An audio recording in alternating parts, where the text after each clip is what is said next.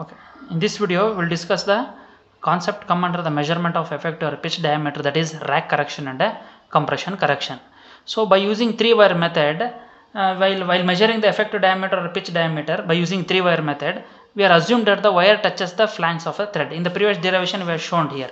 So the thread, these we are using 3 threads. It is touches the, we are assumed that the touches the flank of a thread.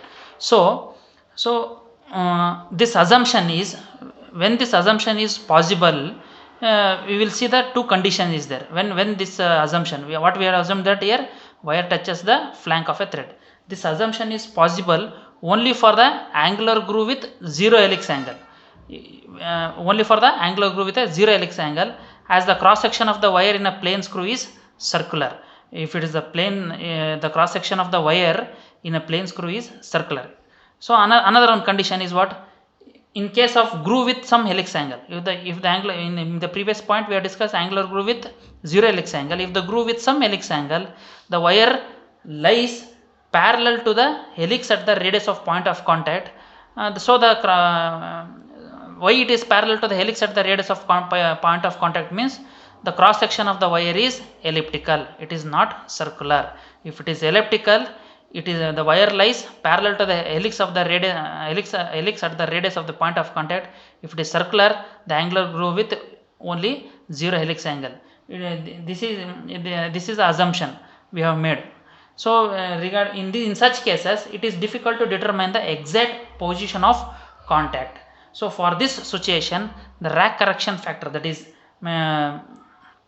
mentioned with the symbol capital C, is considered. It is given by C is equal to cos theta by 2 into L square divided by 2 pi square d tan theta by 2 into k square into 1 plus k sin theta by 2 plus k square sin square theta by 2, where theta represent what?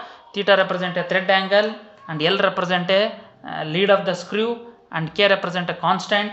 The constant value is d divided by y plus d, and capital C represent that is a rack correction factor, and small d represent a wire diameter, and capital Y represent a diameter under wire. So small d and capital Y, where we have used is, that is constant value. The k is equal to constant.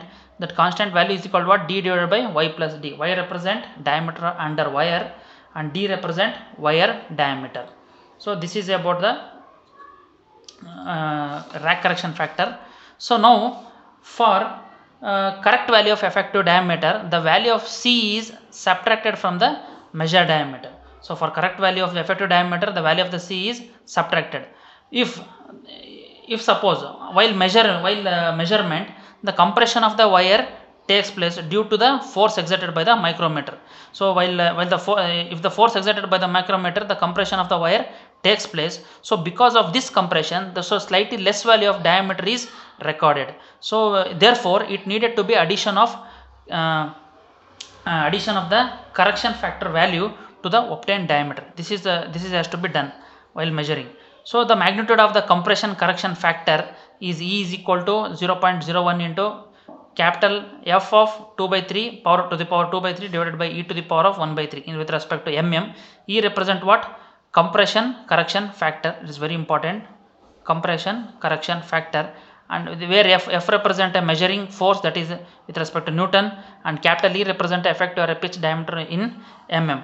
Now we have another formula now, virtual effective diameter, that is representation of capital E is equal to y plus p dash minus c plus e, where p dash represent a pitch value. We have the pitch value for value is there, p dash is equal to 0.866 p minus d, where capital Y represent diameter under wire, and capital C represent rack correction factor, and E represent a compression correction factor.